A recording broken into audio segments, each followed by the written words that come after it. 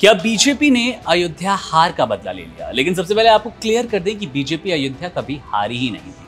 Faizabad Lok Sabha seat BJP ने हारी, उसके बाद से ही चौतरफा बीजेपी की किरकिरी शुरू हो गई कि जिस अयोध्या में बीजेपी ने 500 साल बाद राम मंदिर बनवाने की कोशिश की, बनवाया, वही सीट बीजेपी हार गई। लेकिन अब ताजा अपडेट आपको मिल्कीपुर से देते, जहां पर बीजेपी कहीं ना कहीं अयोध्या की हार का वो बदला लेती नजर आ रही है। 25,000 वोटों से समाजवादी पार्टी को हराती सी नजर आ रही है। यहां पर भारतीय जनता पार्टी, अजीत प्रसाद बड़े मार्जिन से पिछड़ते नजर आ रहे हैं। वहीं पर जो चंद्रभानु पासवान हैं बीजेपी के कैंडिडेट, वो एक बड़ी बढ़त लेते नजर आ रहे हैं। और ये बढ़त कोई अभी नहीं बनी है। बता दें कि मिल्कीपुर की ये सीट हॉट सीट बन गई थी उत्तर प्रदेश के लिए, अखिलेश यादव के लिए, सीएम योगी के लिए और उन जनता के लिए, योगी की समर्थक जो थे, कि क्या आपको अब ये हार और जीत का सिलसिला बदलना होगा। जी हाँ, उत्तर प्रदेश की जनता ने साबित कर दिया कि मिल्कीपुर बीजेपी के लिए कितनी जरूरी है। आपको सारे राउंड के हिसाब से बता दें, अभी तक कुल 9 राउंड हो गए हैं और इन 9 राउंड में बीजेपी की बढ़त बनी हुई है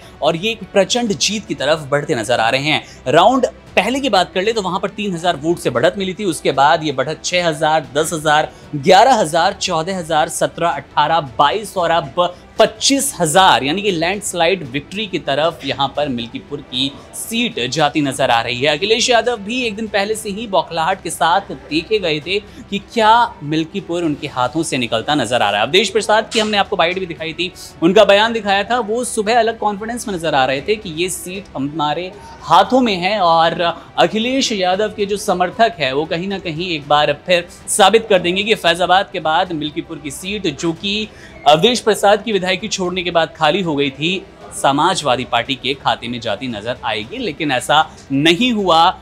योगी के जो समर्थक थे, सीएम योगी के जो साथी थे, वो बार बार यही बताने की कोशिश कर रहे थे कि जो गलती लोकसभा चुनाव में अयोध्या वासियों से हुई है, मिल्कीपुर के लोगों से हुई है, यूपी की जनता से हुई है, वो दोहराती हुई नजर नहीं आएगी। और कुछ ऐसा ही नजर आ रहा है, क्योंकि 25,000 कोई छोटा मार्जिन नहीं। अगर ये अंतर कम नहीं होता तो आप देखेंगे कि मिल्कीपुर में बीजेपी का शासन नजर आएगा। अखिलेश यादव को लेकर चर्चा थी कि क्या ये समाजवादी पार्टी मिल्कीपुर को लेकर ओवर कॉन्फिडेंस हो गई है, और कुछ ना कुछ नज़ारे भी यूं ही नजर आ रहे हैं। रुझान में तो साफ होता नजर आ रहा है कि बीजेपी एक बड़े मार्जिन के साथ मिल्कीपुर को अपनी झोली में डालती नजर आएगी। अजीत प्रसाद, जो कि अवधेश प्रसाद के बेटे हैं, वो यहाँ से चुनाव लड़ रहे थे और 25,000 के मार्जिन से ये पिछड़ते नजर आ रहे हैं। देखना दिलचस्प होगा कि फाइनल रिजल्ट कब आता है। लेकिन जो 9 राउंड की यहाँ पर गिनती हुई थी, उस 9 राउंड की गिनती में कुछ 100, 200, 500 हज़ार का अंतर नजर ही नहीं आया।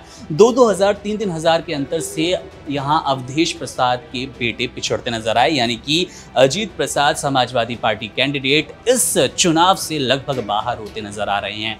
बहरहाल ये तो अभी रुझान है, 9 राउंड की गिनती जरूर हो गई है। देखना दिलचस्प होगा कि क्या मिल्कीपुर वास्तव में बीजेपी की झोली में चली गई, क्योंकि बीजेपी तो इसे अयोध्या की हार का, जो कि फैजाबाद की असल में हार है, उसके बदले के रूप में देख रही है। और अगर समाजवादी पार्टी के खाते से, उनके गिरफ्त से ये सीट निकल जाती है तो वास्तव में एक बड़ा झटका होगा अखिलेश यादव के लिए, उनकी पार्टी के लिए। क्योंकि मिल्कीपुर, जो कि उनकी ही सीट हुआ करती थी, अवधेश प्रसाद वहां से विधायक थे, उसके बाद लोकसभा चुनाव लड़ते हैं और वहां से वो सांसद ही जीत जाते हैं, सांसद बन जाते हैं, ये सीट खाली होती है। और अगर ये सीट फिसल जाती है, अपने आप में बड़ा झटका माना जाएगा समाजवादी पार्टी के लिए। अब मामले पर हमारी नजर है और पूरे इलेक्शन अपडेट के लिए आप बने रहिए वन इंडिया हिंदी के साथ। शुक्रिया।